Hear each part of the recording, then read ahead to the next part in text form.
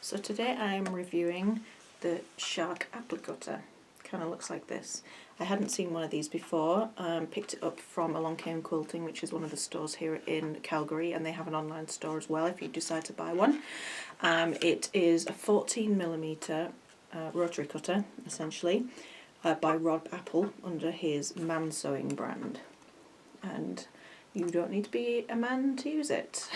So I've taken it out of the packaging now. It has this little cap which protects the blade because it doesn't have a retractor on it. The blade is out. This little fin here is supposed to protect your fingers and stop you from going too far forward. So I guess it if you kind of hold it like that, you're not going to get any further than that little stopper there. It says if you're going to use it left-handed, which I am left-handed, to reverse the wheel to the other side.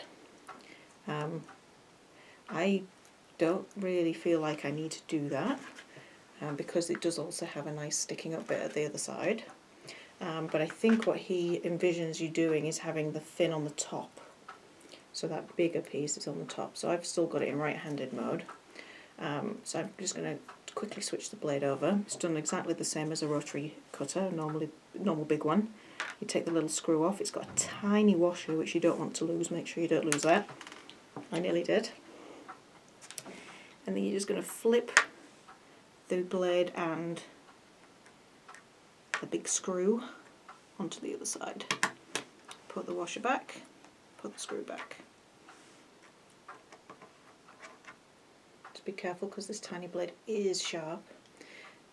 You don't want to tighten it too much because that will stop the blade from rotating, which you need it to do, but you still want it to be reasonably tight so that it doesn't wobble and it keeps a nice straight line on there. I thought what it would be useful for me would be when I make my pictorial quilts, I iron my freezer paper to the top of the pieces, but then I need to create a seam allowance to then turn underneath.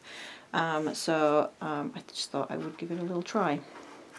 And I could hold this a lot lower down than I am, but it is nice and sharp, so I've still got a lot of control. And then you can see it better as well. I'm not going to get my hands in the way. So it works exactly the same as a rotary cutter, but as you can see, you can kind of get a bit more manoeuvrability in those sort of tighter corners just because the blade is so small.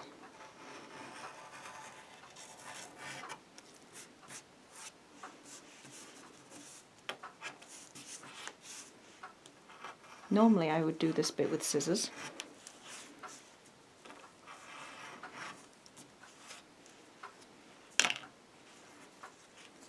And there it is. Just got to remember to put your cap on every time, just because that blade's exposed.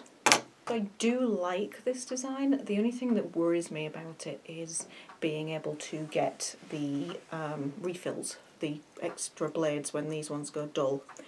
So I can't imagine I'll be using it all that much. I do have a 28mm cutter as well, which doesn't get a whole lot of use. Actually, I don't even think I've ever changed the blade on it. So this is probably not going to be that much of a problem for me. But it's a nice kind of little size. You can put it in your pen tubs with other like marking pens and miscellaneous sewing tools. And it was $17.99. That's Canadian dollars. So I don't think it was hugely overpriced. I mean, it could have been a couple of bucks cheaper for it to kind of feel like better value for money, but it does feel nice in the hand. You've got a nice rubber grip there. So it's just an interesting piece of kit. Just let me know if you've used one and what you think of it.